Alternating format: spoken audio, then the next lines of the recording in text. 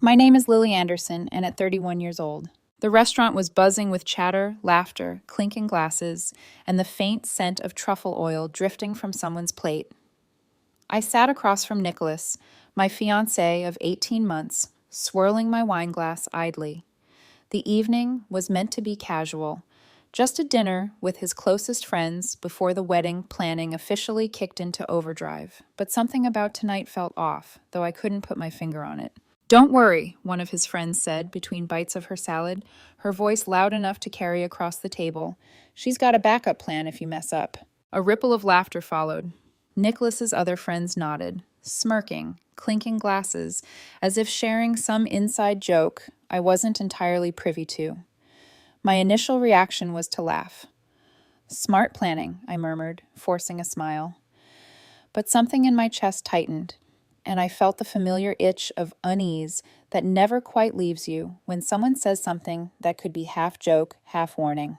I watched Nicholas smile, casual, charming, oblivious to the storm quietly gathering in my mind. His friends continued, oblivious or maybe deliberately provocative. "See, this is why you need a backup plan," another said, jabbing a fork in my direction, "just in case he messes up." Nicholas's chuckle was easy and warm, the kind that usually makes my heart relax. But my mind refused to settle. Instead, it started running through numbers, dates, calculations. My house, bought 6 years ago, fully paid off, quietly appreciating in value. Retirement accounts started at 23. My savings, my car, the inheritance from my grandfather carefully tucked into a separate account, all mine, untouched, before Nicholas even existed in my life. And she, or he in this context, casually laughed about needing a plan. I sipped my wine, masking the cold calculation creeping over me. On the surface, everything was convivial, the laughter and memes of his friends echoing like a soundtrack to normalcy. But underneath, the gears in my mind were turning, quiet and relentless. Later that night, after the group had left and Nicholas was distracted by recounting wedding flower ideas, I poured myself a glass of water and stared at the ceiling. I couldn't stop thinking about it. Backup plan. A phrase that now seemed less like a joke and more like a revelation. By the time I got home, I was scrolling through attorney websites, reading about prenuptial agreements, and comparing family law firms.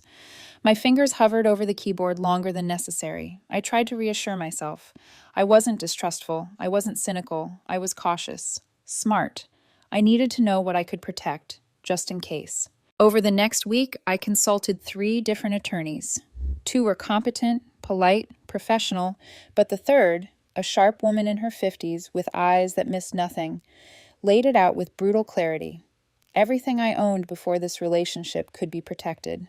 My house, my inheritance, my retirement accounts. But any contribution during the relationship, utilities, shared expenses, the subtle work of cohabitation, could be argued later as a claim to appreciation. She leaned back, fixing me with an unwavering gaze. "We can make this ironclad, but it has to be done properly. She'll need independent counsel, no signing under duress, and the earlier the better, ideally at least 90 days before the wedding." The bullet points she laid out were surgical. My house, its appreciation, retirement accounts, inheritance, separate accounts during marriage, alimony restrictions, unless the marriage lasted 15 years, even an infidelity clause that protected assets if either of us strayed. It felt excessive, almost cruel in its specificity, yet undeniably necessary. I printed out the drafts, took them home, and waited for the right moment. That evening, I made Nicholas's favorite chicken marsala, lit a few candles to soften the tension, and waited. "Hey, been thinking about something," I said, keeping my tone casual, almost conversational. Nicholas looked up from his wine, smiling. "What's that?" "You remember your friends joking about backup plans?" I asked. He laughed, a little too easily. "Oh God, they're so dramatic. You're not still thinking about that, are you?" "Actually, yeah," I said. It got me thinking. We should do a prenup. Keep everything clean, clear, fair. His smile faltered. "A prenup?" I nodded. "Yup. That way, anything I brought into this relationship stays mine. Anything we build together gets divided fairly. Seems practical." The tension in the room thickened. I could see the hurt flicker in his eyes. "You're serious right now?" he asked, his voice almost a whisper. Dead serious, I said, slicing into the chicken with precision. I just want to make sure we both start on a clean slate without ambiguity or risk. Silence. The clinking of silverware sounded exaggerated, almost accusatory. I watched him, measured, waiting for him to absorb the full weight of what I'd said. Inside, I felt a strange mixture of resolve and apprehension. This was more than legal protection. It was a test of trust, and I needed to know if he was truly invested in us or just in what I had built before him. The next morning, I called in sick to work, spent the day in quiet research, drafting questions for attorneys, imagining every possible scenario. By nightfall, the first consultations were scheduled. Each one confirmed the same reality.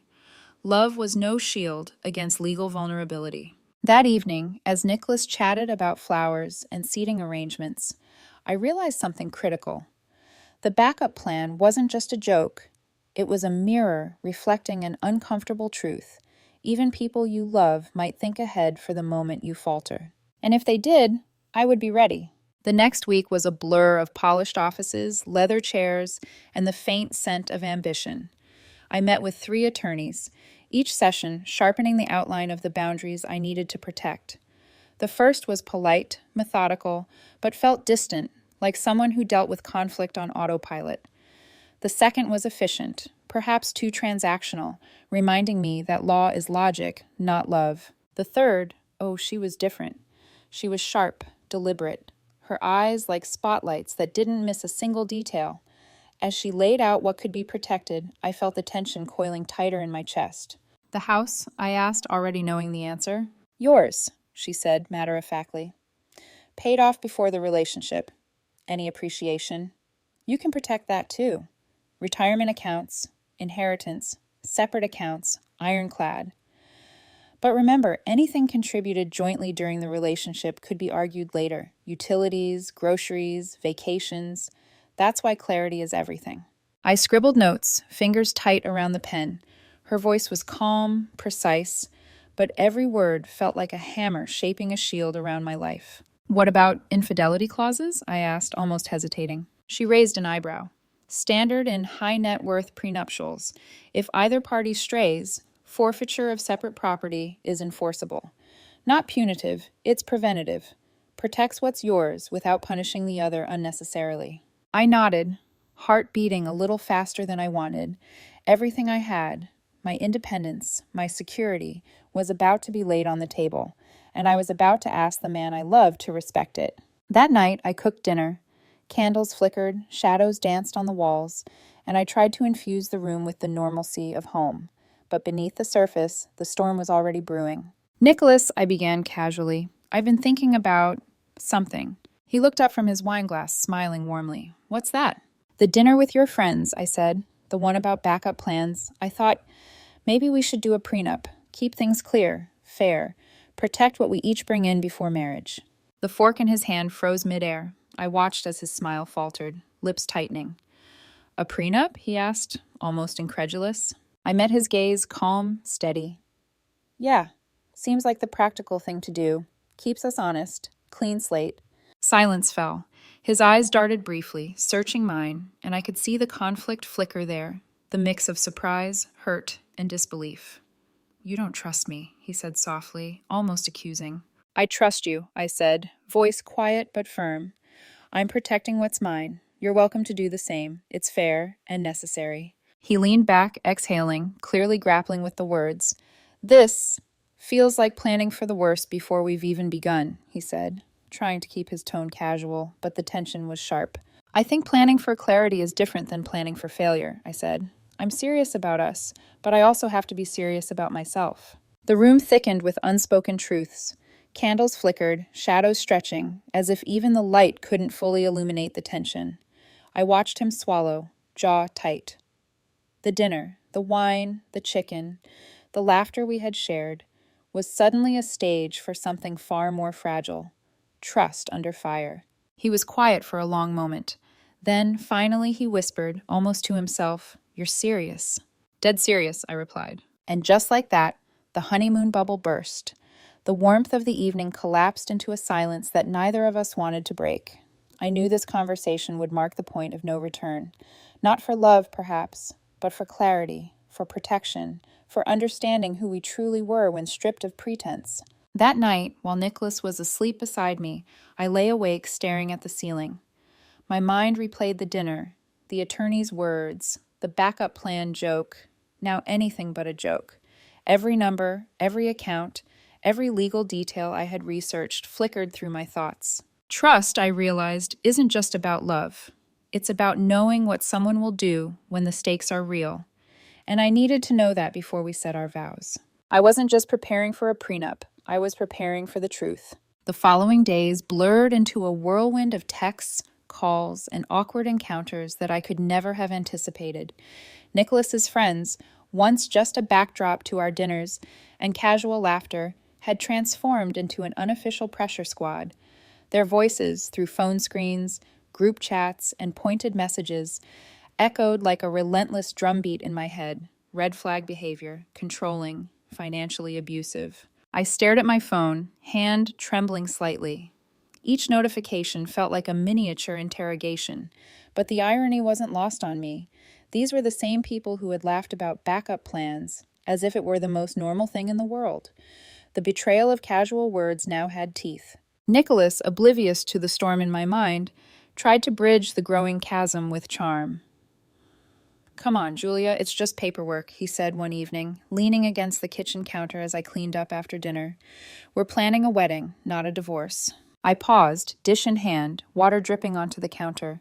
My voice was calm, measured, but I felt the cold steel beneath it. "Exactly. That's why we need clarity.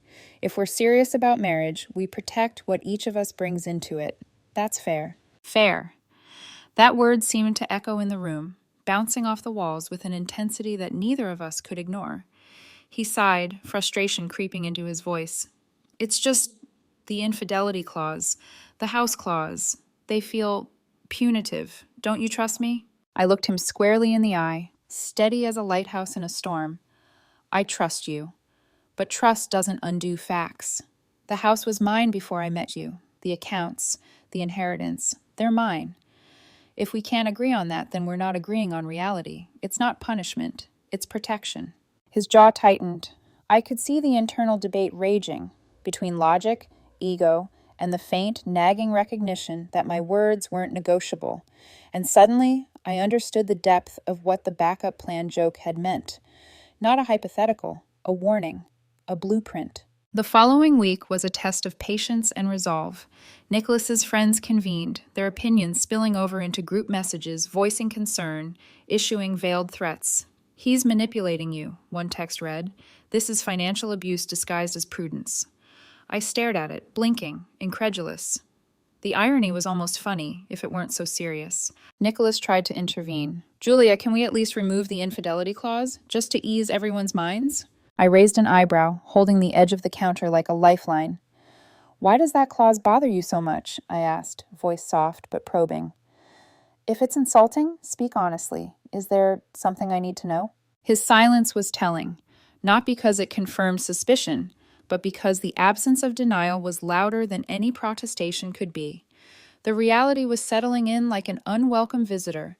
Boundaries were non-negotiable, and the stakes were higher than romance or charm. In the days that followed, the confrontations escalated. Calls from his mother, voicemails from friends, even a few relatives trying to mediate, all focused on one word: control. But I had already run the numbers in my head, traced every asset, mapped every risk. I knew what was mine, what was fair, and what I was willing to defend. One evening, Nicholas stood in the doorway, his posture tense. "Julia, we can work this out. Don't let the paperwork become more important than us." I swallowed, keeping my expression neutral. "It isn't the paperwork, it's us. If you can't accept reality, then we're not aligned. This isn't about distrust, it's about clarity. And I've been clear from the start." He ran a hand through his hair, muttering something under his breath. I ignored it, focusing instead on the deeper truth. The backup plan had never been hypothetical. Every objection, every attempt to dilute the prenup, every request to remove clauses was a subtle test, a probe for weakness. And I wasn't weak. Finally, after a long, tense evening, he asked, the words trembling, almost pleading. "You're really going to go through with this, even if it means no wedding?" I set my fork down, meeting his gaze steadily.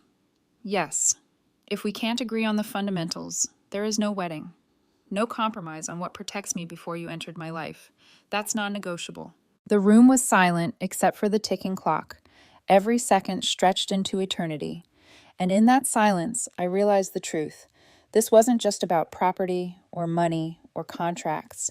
It was about character, about who we were when stripped of convenience, charm, and pretense. And it was also about power. My power to say no, my power to enforce boundaries, my power to define the terms of my own life. That night, I went to bed knowing that the storm had only just begun. Friends, family, and even Nicholas himself would try every angle to sway me, but I had learned something vital.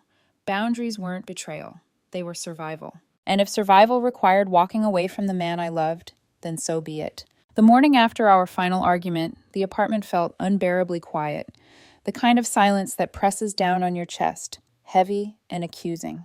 Nicholas had left for work, or maybe to gather reinforcements from his friends, I wasn't sure, and I sat at the kitchen table staring at my untouched coffee, replaying every word, every look, every hesitation. It was clear now. The backup plan wasn't just a joke. It had been a blueprint. Every attempt to water down the prenup, every objection to clauses protecting what I had built before him, was part of a subtle strategy. The reality settled in like ice water through my veins. The man I loved, the life I thought we were building together, had always included contingencies for walking away with my assets. I called my lawyer first thing. Calmly, methodically, I reviewed the prenup, confirmed the non-negotiable clauses, and outlined a plan for enforcing boundaries if Nicholas refused. The world outside continued, oblivious, while I prepared for a confrontation that I knew would be inevitable. When Nicholas returned, he wasn't alone. His 3 friends, the self-appointed intervention squad, followed close behind, chattering and bristling like crows ready to attack. "Julia, come on, we need to talk," he said, voice tight. This can't end like this." I rose, calm, collected, a quiet hurricane in a room full of noise. No wedding. No prenup signed. No compromise.